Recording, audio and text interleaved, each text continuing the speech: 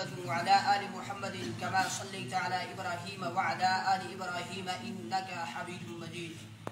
اللهم بارك على محمد وعلى آل محمد كما باركت على إبراهيم وعلى آل إبراهيم إنك حميد مجيد. اللهم صل على سيدنا محمد وعلى آل سيدنا محمد وأصحاب سيدنا محمد وبارك وسلم عليهم. الحمد لله رب العالمين والصلاة والسلام على سيد الأنبياء والمرسلين وعلى آله وأصحابه أجمعين. أما بعد، فقد قال الله تبارك وتعالى في الكلام المجيد والفرقان الحميد: فأعوذ بالله من الشيطان الرجيم. بسم الله الرحمن الرحيم. وَلِمَنْ خَافَ مَقَامَ رَبِّهِ جَنَّتَانِ. صدق الله العظيم وصدق رسوله النبي الكريم ونحن على ذلك لمن الشاهدين والشاكرين والحمد لله رب العالمين. قال النبي صلى الله عليه وسلم: بلغوا عني ولو آية، أو كما قال عليه الصلاة والسلام. محترم عزیز بزرگ اور دوستوں اور معزز سامعین کرام، السلام علیکم ورحمۃ اللہ وبرکاتہ.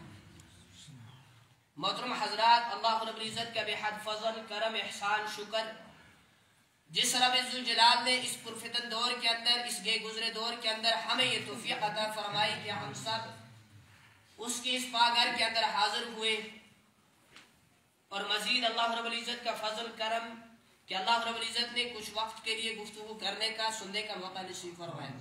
اللہ سے دعا فرمائے اللہ ہماری حاضری کو، بات کے کرنے کو، بات کے سننے کو بے حد قبول اور منظور فرمائے، ہمارے لیے دنیا کے اندر ہدایت اور آخرت کے اندر نجات کا ذریعہ بنے.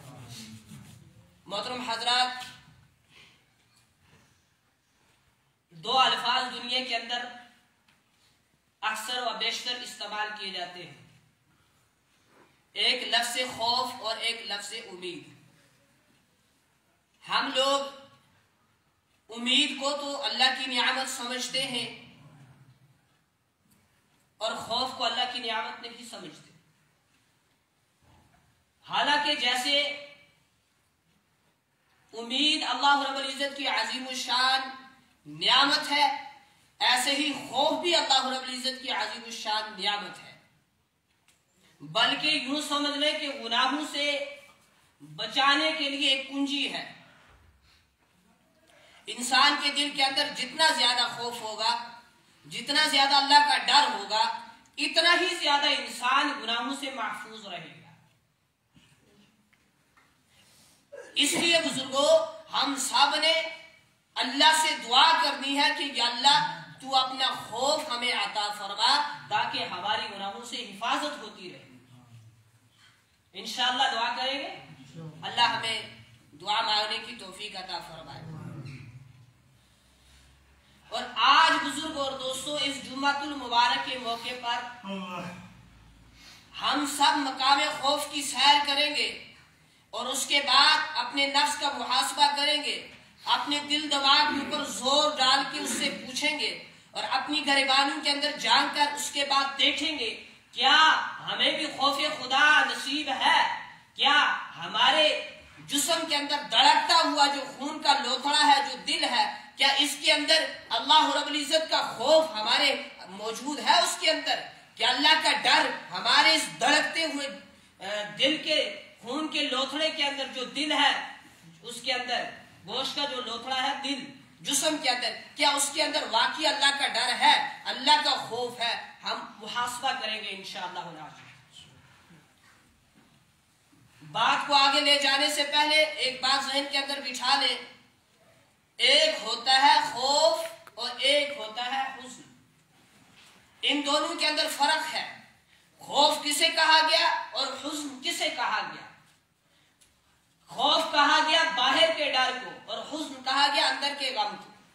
مثلا ایک عورت ہے جو ماں کا درجہ رکھتی ہے، جب اس کے بیٹے کے انتقال ہو جاتا ہے، کہیں کہیں دنوں تک ماں کی خلق سے ایک لقمہ نیچے نہیں جاتا.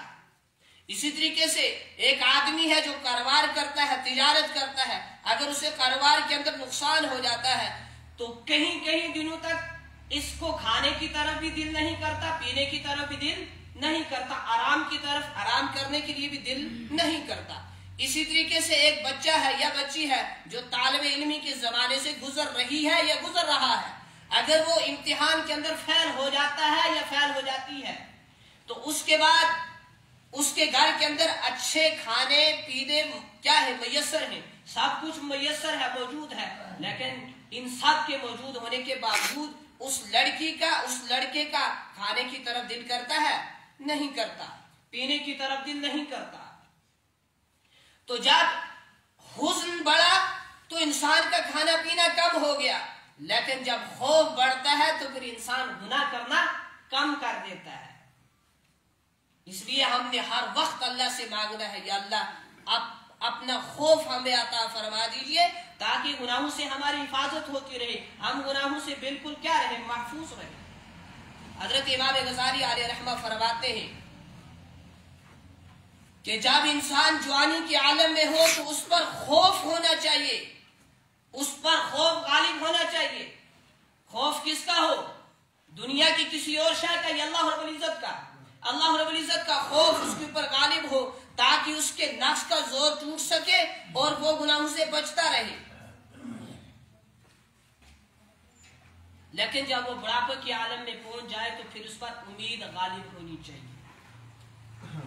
ٹھیک فرماتے ہیں آگے، جب انسان خوشی کے عالم میں ہو، جب انسان کو خوشی نصیب ہو تو اس وقت انسان کے اوپر کیا ہو؟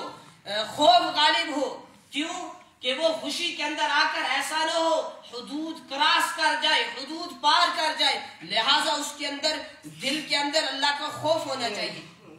تو جب کہیں غم مل جائے، دکھ مل جائے، اس وقت امید ہونی چاہیے کہ حالات عدلتے بدلتے رہتے ہیں، آج ایسے حالات ہیں تو انشاءاللہ ایک وقت آئے گا حالات ٹھیک ہو جائیں گے۔ اور بزرگوں، اگر ہم یہ چاہتے ہیں کہ پوری دنیا کے اندر، پورے ملک کے اندر، ملک کی مثال لے لیں کہ امن پیدا ہو جائے، آرام سکون پیدا ہو جائے، امن پرستی والی زندگی گزارے، انسان امن کے اندر رہے، تو پھر بزرگوں حکومتیں بدلنے سے انقلاب نہیں آئے گا۔ اس کے لیے شرط ہے اپنے دل کو بدلو۔ جب انسان اپنا دل بدلے گا انشاءاللہ کیا آئے گا؟ انقلاب آئے گا زندگی کے اندر، اور پھر انسان امن والی زندگی گزار سکے گا، پھر انسان کو امن نصیب ہوگا۔ تو حکومتیں بدلنے سے انقلاب نہیں آیا کرتے، دل بدلنے سے انقلاب آیا کرتے۔ دل کو بدلنا ہے، دل کا قبلہ اللہ کو بنانا ہے، دل کے اندر محبت ہو اللہ کی ہو، دل کے اندر خوف ہو اللہ کا ہو، دل کے اندر ڈر ہو اللہ کا ہو، اور دل کے اندر پیار ہو اللہ کا ہو، غیر اللہ کی محبت نہ ہو، کسی اور سے ہم ڈرنے والے نہ ہو بلکہ صرف اللہ سے ڈرتے ہوں۔ دنیا کے اندر ہر چیز کے اوپر اللہ رب العزت کی قدرت ہے، دنیا کی ہر چیز اللہ رب العزت کے قبضے کے اندر ہے۔ ان الحکم الا للہ، اللہ ایسا خالق ہے، ایسا مالک ہے، ایسا بادشاہ ہے کہ دنیا کی ہر چیز اس کے قبضے کے اندر ہے، اور دنیا کی ہر چیز کے اوپر اللہ کی مرضی چلتی ہے۔ حضرت آدم علیہ السلام کو اللہ نے پیدا فرمایا اور جنت کے اندر چھوڑ دیا اور کہا آدم یہاں رہو، یہاں زندگی بسر کرو، ایک چیز کا خیال رکھنا، ایک پھل ہے، ایک درخت ہے، اس کے قریب مت جانا اور اس کا پھل نہیں کھانا۔ شیطان کے بہکاوی کے اندر آ کر وہ چلے جاتے ہیں درخت کے پاس، اس کا پھل بھی کھا لیتے ہیں۔ وہ لمبا موضوع ہے، میری وہاں جانا نہیں ہے، میں صرف مثال پیش کر رہا ہوں۔ آدم علیہ السلام جب پھل کھا بیٹھتے ہیں تو آدم علیہ السلام کی پھر بھی مرضی ہے کہ میں جنت ہی کے اندر ہوں، جنت سے نکالا نہ جاؤں، مگر اللہ کی مرضی ہے کہ تم نے پھل کھایا، تم سے غلطی ہوئی، اب تم دنیا کے اندر جاؤ، جنت سے نکل جاؤ۔ تو مجھے بولو مرضی وہاں کس کی چلی، اللہ کی یا آدم علیہ السلام کی؟ آدم علیہ السلام جنت سے نکل کر دنیا کے اندر بھیجے گئے یا نہیں بھیجے گئے؟ تو مرضی کس کی چلی؟ اللہ کی چلی۔ سیدنا حضرت ابراہیم علیہ السلام چاہتے ہیں میں اپنے بیٹے اسماعیل کو ذبح کروں، اللہ چاہتے ہیں ذبح نہ ہو، تو ابراہیم علیہ السلام آپ हर साल ये वाकया सुन चुके हैं कि कितना जोर लगाते हैं छुरी के ऊपर, मगर छुरी इस्माइल के गले के ऊपर चलती नहीं है। तो यहाँ इब्राहिम बाप है और इस्माइल बेटा है। यहाँ बाप का इरादा है, यहाँ पुख्ता अज़म इरादा है कि छुरी चलनी चाहिए, बेटे का गला कटना चाहिए ताकि मैं इम्तिहान के अंदर कामयाब हो जाऊं। वहाँ अल्लाह का इरादा है छुरी तुझे चलने की इजाजत नहीं है, इस्माइल का बाल भी कटना नहीं चाहिए। तो मुझे बताओ मर्जी किसकी पूरी हुई, हुक्म किसका पूरा हुआ? हजरत इब्राहिम अलैहिस्सलाम का या अल्लाह का? अल्लाह रब्बुल इज्जत का। सैयदना नूह अलैहिस्सलाम है, उनका बेटा है, नाफरमान है, ईमान नहीं लाया। बाप चाहते हैं नूह अलैहिस्सलाम मेरा बेटा जिसका नाम कनआन था ये बच जाए। फरमाते हैं या बुनय्यर कम माना वला तकुम माल काफिरीन, ए मेरे बेटे आ जा इस कश्ती के अंदर सवार हो जा, तू इससे बच जाएगा, काफिरों का साथ ना दे। तो बेटा कहता है अब्बाजान जब पानी चढ़ेगा, जब सैलाब आएगा, मैं इन बड़े बड़े पहाड़ों की चोटियों पर चढ़ जाऊंगा, मुझे सैलाब क्या करेगा, मुझे पानी क्या करेगा। लेकिन बाप की तमन्ना ये है, कौन बाप चाहता है मेरा बेटा तबाह हो जाए, गर्क हो जाए, बर्बाद हो जाए। वो कहते हैं ये तो फितरी मोहब्बत है जो अल्लाह रब्बुल इज्जत ने हर इंसान के दिल के अंदर रखी है, चाहे वो ईमान वाला हो या गैर ईमान वाला हो। तो बाप क्या है, नबी है, बेटा कनआन नाफरमान है, बाप ये चाहता है बेटा बच जाए, बेटा कहता है मैं बच जाऊंगा। तो मुझे बताओ यहाँ अल्लाह की मर्जी पूरी हुई या बाप की मर्जी पूरी हुई? जब सैलाब आया तो बेटे को तबाह बर्बाद कर दिया, तो यहाँ मर्जी किसकी पूरी हुई, अल्लाह की या सैयदा नूह अलैहिस्सलाम की, अल्लाह रब्बुल इज्जत की? तो बुजुर्गों हर हाल के अंदर दुनिया की हर चीज के ऊपर, दुनिया की हर शय के ऊपर अल्लाह का हुक्म चलता है, अल्लाह की मर्जी चलती है। मेरा आपका रब फरमाता है ओ मेरे बंदे, एक तू चाहता है, एक तेरा रब चाहता है। एक क्या है, एक तेरी तमन्ना है, एक तू चाहता है, एक तेरा रब चाहता है। जो तू चाहता है वो तेरे रब की मर्जी के बगैर नहीं हो सकता, और जो तुम्हारा रब चाहता है वो तुम सब की मर्जियों के बगैर भी कर सकता है। अगर ये तू ये चाहता है कि वही हो जो तू चाहता है, तो फिर तुझे वही करना पड़ेगा जो तुम्हारा रब चाहता है। मन कान लिल्लाहि कान अल्लाहु लहू, जो रब का हो जाता है रब उसका हो जाता है, जो अल्लाह का हो जाता है फिर अल्लाह भी उसी का हो जाता है। हजरत इमाम गजाली अलैहि रहमत ने लिखा है कि खौफ के 3 दर्जे हैं, खौफ की 3 किस्में हैं, पहला, दूसरा और तीसरा। सबसे कम खौफ किनका है? अवामुन नास, यानी अवामुन नास का खौफ बिल्कुल है बच्चे की तरह।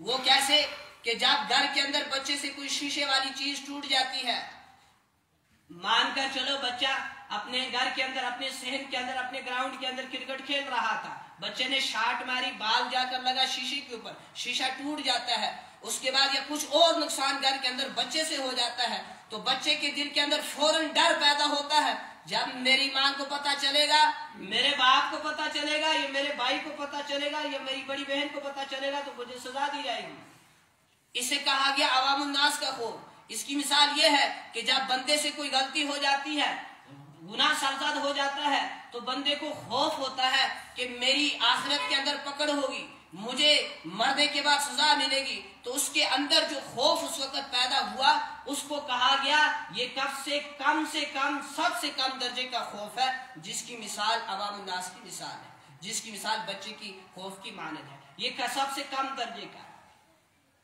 इससे ऊपर वाला दर्जा जो दूसरे नंबर पर है वो किसका खौफ है? वो है हमारे अकाबिर नेककार लोगों का खौफ। हमारे अकाबिर इबादत करते थे, इबादत अच्छे तरीके से करते थे, कोई कसर नहीं छोड़ते थे, इसके बावजूद वो क्या कहते थे? दुआएं मांगते थे, कहते थे या अल्लाह पता नहीं मेरा अमल ये कबूल हुआ होगा भी या नहीं। हम क्या करते हैं, हमें अगर हफ्ते के अंदर कहीं 5 वक्त की एक दिन तौफीक मिल जाए नमाज पढ़ने के लिए, जब हम नमाज पढ़ कर जाते हैं, जो दूसरा रास्ते के अंदर मिलता है जिसने नमाज नहीं पढ़ी होती, हम कहते हैं तुमने नमाज पढ़ी? उसने कहा जी नहीं पढ़ सका, कुछ उज़र था, लेट हो गया, बीमार था, कपड़े पाक नहीं थे, कुछ उज़र उसने बताया। हम कहते हैं देखो जी बे नमाजी लोग नमाज ही नहीं पढ़ते, हालांकि हमने एक ही मर्तबा पढ़ी थी। गोया अपनी नजरों के अंदर अपने आप को क्या जाना, अच्छा जाना, दूसरे को हकीर जाना, ये तो तकब्बर है। इसी को तो कहा गया तकब्बर, घमंड करना, अपने आप को अच्छा समझना। एक दिन नमाज, मैं आपको एक बात बताता चलूं कि एक मर्तबा एक जगह एक मस्जिद के अंदर से इमाम साहब को इस वजह से निकाला गया था, वो एक दिन फजर नमाज के लिए मस्जिद के अंदर नहीं आए थे, और एक दिन एक मुक्तदी आ गया था जो एक ही मर्तबा उस दिन आया था जिस दिन इमाम साहब नहीं आ चुके थे। तो इमाम साहब को उस वजह से उसने मस्जिद से निकाल दिया। खुद कितनी मर्तबा आया था? एक मर्तबा। हाँ, इमाम फरिश्ता थोड़ी है, उज़र तो इसे भी होते हैं, लेट तो इसे भी हो जाता है, गलती तो इसे भी होती है, लेकिन वो कभी नहीं आया। एक दिन उस इत्तेफाक से आ गया जिस दिन बेचारे वो नहीं आए थे, इमाम साहब को निकलवा दिया। तो हमारे अकाबिर का खौफ कैसा था? इबादत करने के बावजूद डरते थे, खौफ करते थे, पता नहीं मेरी ये इबादत कबूल हुई होगी या नहीं कबूल हुई होगी। इमाम आजम अबू हनीफा रहमतुल्लाह अलैह के बारे में आता है कि इमाम अबू हनीफा रहमतुल्लाह अलैह ने इशा के नमाज के वुजू से 40 साल की नमाज पढ़ी। इशा का वुजू किया, 40 साल के बाद फजर की नमाज पढ़ी उसी वुजू से। इतना खौफ, इतना डर अल्लाह का और इतना तकवा था इमाम साहब को। और मकाम इब्राहिम पर पहुंचकर हजरत इमाम आजम अबू हनीफा रहमतुल्लाह अलैह ने 2 रकत के अंदर, आप माशाल्लाह जो हाजी साहिबान हैं ये जानते हैं, जब मकाम इब्राहिम पर पहुंचते हैं तो 2 रकत नफल अदा करनी पड़ती है। तो लिखा है इनके बारे में, जब ये मकाम इब्राहिम पर पहुंचे तो 2 रकत के अंदर पूरा कुरान मजीद मुकम्मल किया। 2 रकत के अंदर। हम रात को पढ़ रहे थे, जब मैं किताब को देख रहा था तो फिर मैंने अपने साथी से भी कहा, एक मर्तबा इमाम शाफी रहमतुल्लाह अलैह मक्का से मदीना या मदीना से मक्का कहीं सफर कर रहे थे, तो उन्हें सफर के दौरान 16 दिन लगे। 16 दिन के अंदर 16 कुरान मजीद मुकम्मल किए हैं इमाम शाफी रहमतुल्लाह अलैह ने। 16 कुरान कहना आसान बात है। 16 हम होते, हम कहते मैं फ्री है जी, फोन ही जरा चला के ना, मैं फ्री है जी कुछ अपने रिश्तेदार नाल गल ही करके, मैं फ्री हूं कुछ और ही काम कर लूं।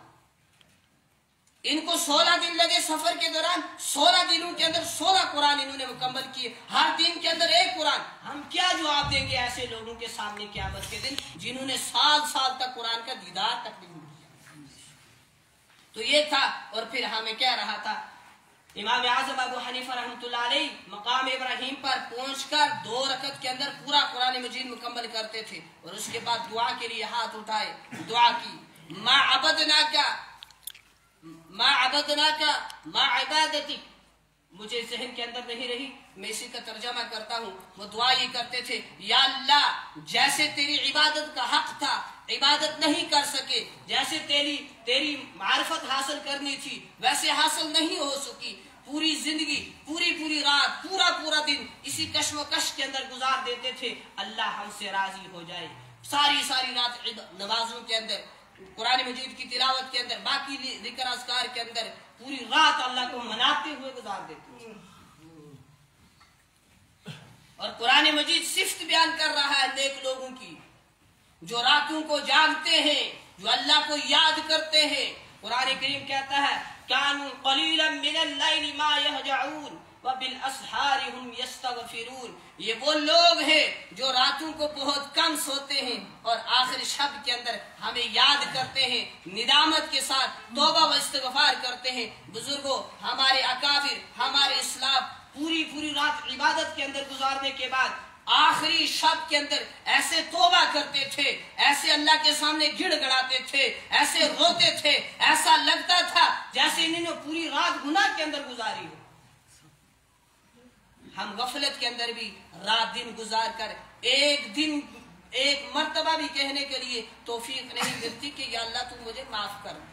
ये लोग पूरी रात इबादतों के अंदर गुजारने के बाद सुबह ऐसे तौबा इस्तिग़फ़ार करते थे, निदामत के आंसू गिराते थे अल्लाह के सामने तौबा करते थे कि या अल्लाह जैसे इबादत का हक था इबादत नहीं हो सकी, या अल्लाह तू हमें माफ फरमा। और तीसरा दर्जा है जो तीसरा दर्जा وہ تھا کون؟ عوام الناس کا جو خوف کا درجہ تھا وہ تھا کم درجے کا، پھر دوسرا تھا اکابر کا، اور تیسرا جو تھا وہ ہے اکابرین کا، وہ ہے اکابرین کا، قابلین کا، معرخین کا، کہ یہ لوگ عبادت کرتے رہتے تھے، عبادت اچھے طریقے سے کرتے تھے، اور پھر کیا کرتے تھے؟ پھر اس سوچ کے اندر، اس فکر کے اندر زندگی گزارتے تھے کہ پتہ نہیں یہ عبادت کا سلسلہ میں مرتے دم تک پہنچا سکوں گا یا نہیں، یا کسی فطرے کے اندر پڑھ کر اسے محروم کر دیا جاؤں گا۔ ایسا خوف تھا، ایسا ڈر تھا، اور ایسے لوگ اللہ سے ڈرا کرتے تھے۔ پہلے کوئی مر جاتا تھا، پوری رات نیند نہیں آتی تھی۔ ایسا ہوتا تھا یا نہیں ہوتا تھا؟ ایسا خوف طاری ہوتا تھا، ایسا ڈر جیسا لگتا تھا، ایسے پورا گاؤں ویران لگتا تھا۔ آج اللہ حفاظت فرمائے، قبر کھود رہا ہے ایک آدمی، قبر کے اندر کھڑا کر دنیاوی باتیں کر، وہ اللہ کے بندے یہاں تو پہنچ کر آخرت کو یاد کرو۔ جو باہر بیٹھے ہیں وہ بھی لگے ہیں دنیاوی باتوں کے اندر، یہ وہ کرتا تھا، یہ وہ کرتا تھا، یہ پرسوں اس کی لیتری گیا تھا، فلاں یہ کام کرتا تھا۔ آج کیا پتا تھا بیچارے کو کل میں کہاں تھا، آج کہاں تھا۔ عطا حکم ہے قبرستان جایا کرو، مردوں کو غسل دیا کرو، اس سے تمہیں آخرت کا غم تازہ ہوگا۔ مگر قبرستان جانا تو دور کی بات، قبر کے اندر پہنچ کر بھی ہمیں آخرت یاد نہیں آتی۔ ایسا سنگ دل ہو چکا ہے، ایسے بے خوف زندگی ہم گزار رہے ہیں۔ پھر اللہ حفاظت فرمائے، ایک بندہ کسی کو دعوت دے، جس کو دعوت دی جا رہی ہے وہ آگے سے مزاح کرتا ہے، تو اپنی سوچ، تو اپنے بارے میں فکر کر، تجھے مجھ سے کیا تعلق، تو اپنی قبر میں جائے گا، میں اپنی قبر میں جاؤں گا۔ وہ کسی نے کہا تھا، سمجھ نہیں آتا دنیا کا حساب الٹا، نصیحت کیجئے جس کو ملتا ہے جواب الٹا۔ جناب رسول اکرم صلی اللہ علیہ وسلم کے اوپر خشیت الہی کا ایسا عالم تھا، جب کبھی آندھی وغیرہ، طوفان وغیرہ آتے تھے، اللہ کے نبی صلی اللہ علیہ وسلم اپنے گھر سے مسجد کا رخ کرتے تھے، اور مسجد میں جا کر صلاۃ الحاجت پڑھتے رہتے تھے۔ خوف کے آثار جب ٹپکتے تھے چہرے سے، صحابہ پوچھتے تھے، یا رسول اللہ صلی اللہ علیہ وسلم یہ کیا ہوا؟ آپ فرمایا کرتے تھے، پہلی امتوں کے اوپر، قوموں کے اوپر بھی ایسے ہی بادل آیا تھا، انہوں نے سوچا ہمارے اوپر پانی کی برسات ہوگی، مگر ان پر پتھروں کی برسات ہوگی، اور صحابہ بھی اسی عمل کے اندر لگ جاتے تھے، صلاۃ الحاجت پڑھتے رہتے تھے۔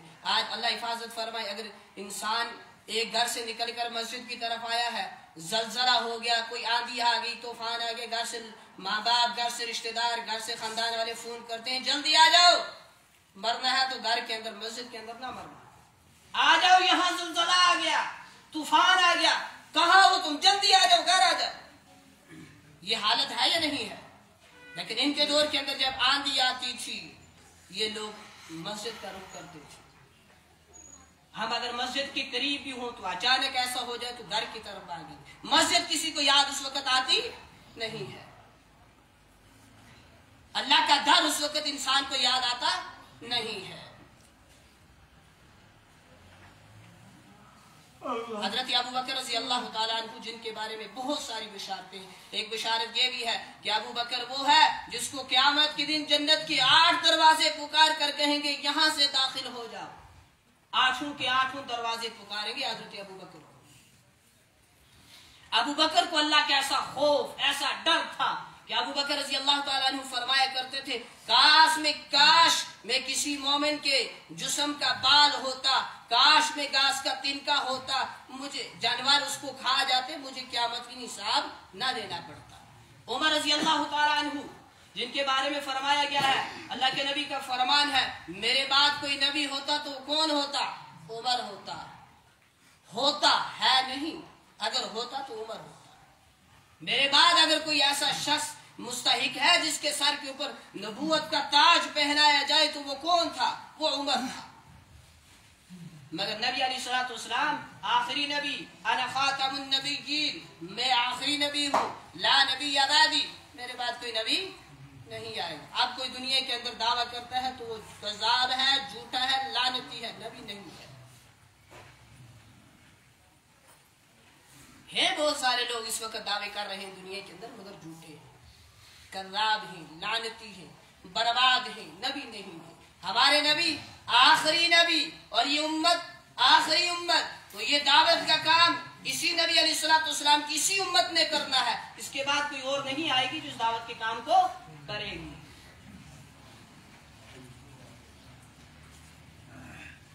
हजरत आयशा रजी अल्लाह तआला अन्हा पूरी रात एक आयत पढ़ा करती थी और इसी आयत को दोहराते पूरी रात गुजर जाती थी, एक आयत पढ़ते हुए।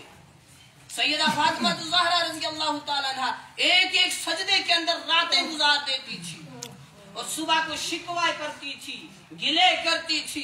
किस चीज के? कि या अल्लाह तूने रात छोटी बनाई है, मैंने नींद ना कर सकी। ना ना ना ना, ये गिले उन लोगों के नहीं थे, ये हमारे गिले।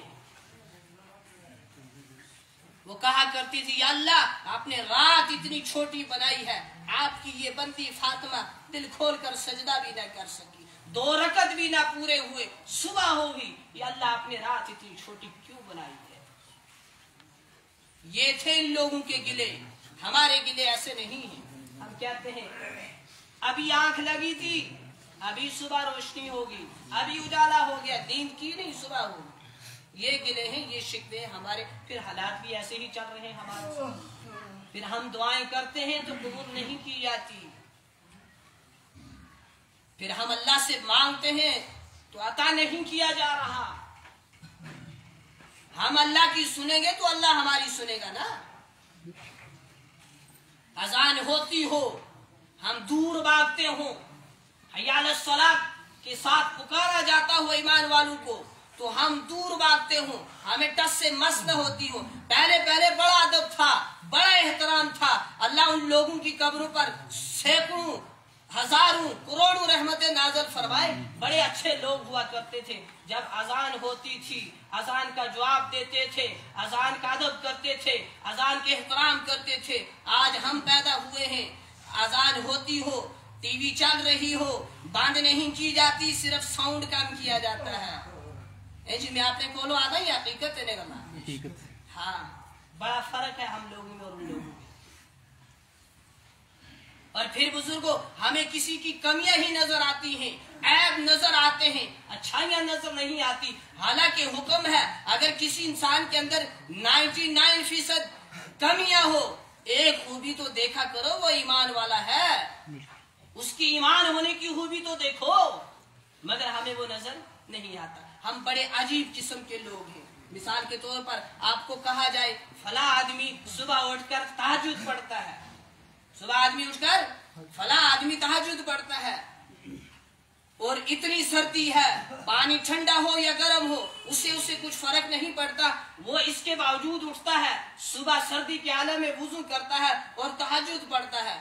हम उस खोज के अंदर लग जाएंगे, इस तहकीक के अंदर लग जाएंगे, वाकिया फला साहब तहज्जुद पढ़ते हैं, क्या हो सकता है उसने झूठ कहा हो। लेकिन अगर कहा गया कि उस आदमी के अंदर ये ऐब है, हमने तहकीक नहीं की, हो सकता है ये बंदा झूठ बोल रहा हो, हम उसको बुरा समझकर बैठ जाते हैं। हत्ता कि तहकीक यहाँ करनी थी, मगर हमने तहकीक दूसरी जगह की।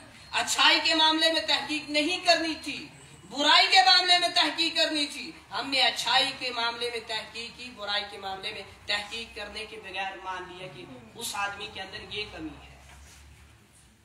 मैं कहा करता हूँ, मैंने आज लिखकर भी कहीं शेयर किया है ये चीज, इंसान को अपने सामने जरा हो वो भी नजर आ जाता है, और पीठ पीछे हिमालय पहाड़ भी हो तो नजर नहीं आता। इसलिए बुजुर्गों, हम अपने आप को सोचें, हम अपने आप को परखें, अपने गरीबान के अंदर झांकें, हम अपने आप को देखें मैं कहाँ खड़ा हूँ। जब इंसान अपने जिस्म से खुशबू लेगा, उसे खुशबू की जगह बदबू आएगी, तो फिर इंसान दूसरे से नहीं कहेगा तुम्हारे जिस्म से बदबू आती है।